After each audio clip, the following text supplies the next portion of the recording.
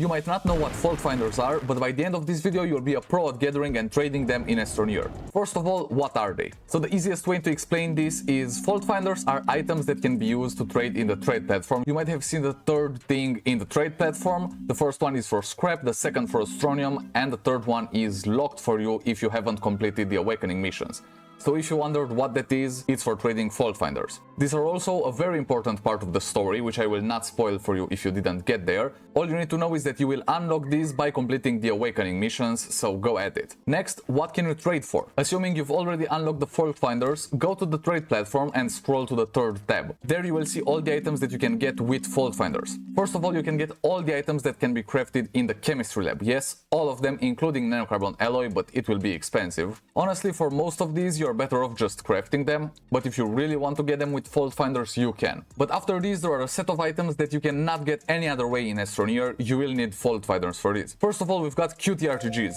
You can get these through missions, but there is no way of crafting them. The only way of getting infinite QTRTGs is through the fault finder method. However, you will need 4 of them for just one QTRTG, so it will take a lot of work to get a ton of these. Then you can get 2 hybrid rose seeds for only 1 fault finder, so this is a great deal, and you can use these to feed Eva.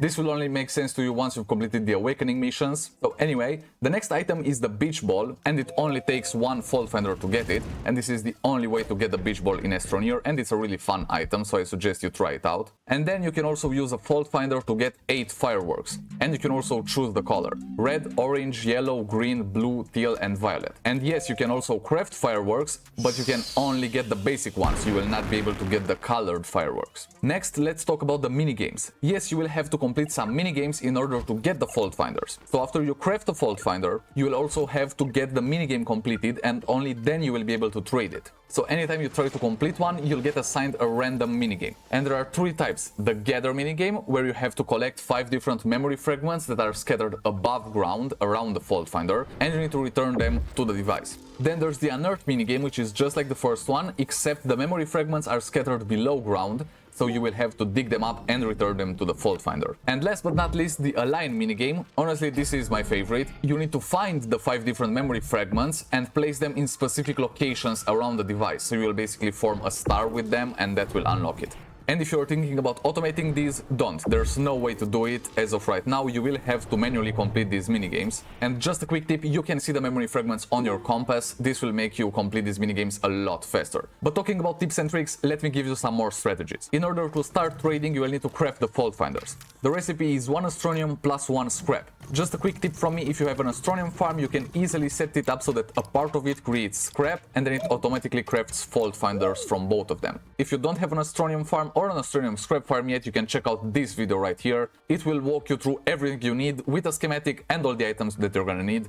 So build that if you want a ton of fault finders. Another tip is that it's way easier to do a bunch of them at a time and store them for later. That's what I usually do. I complete a lot of fault finders and just store them in the base for when I'm eventually gonna need them. I already told you can see the memory fragments on the compass, but a lot of people don't know this, and it makes the minigames much harder if you don't look at your compass. I also suggest doing this on relatively flat ground, because that just makes the minigames a lot easier to complete, so don't do this on a mountainside. And by the way, if you don't like a minigame that you've been given, you can always cancel it and move to a different location where you can deploy your fault finder again. And as I said, don't try to automate this because it's not possible. You will have to complete this manually. But the best tip of all of them is that this goes much faster if you have friends helping you out. By the way, if you need people to play Astroneer with, you can join my Discord server, the link is right here, and don't forget to also subscribe for more Astroneer tips and tricks. Cheers, Astroneers!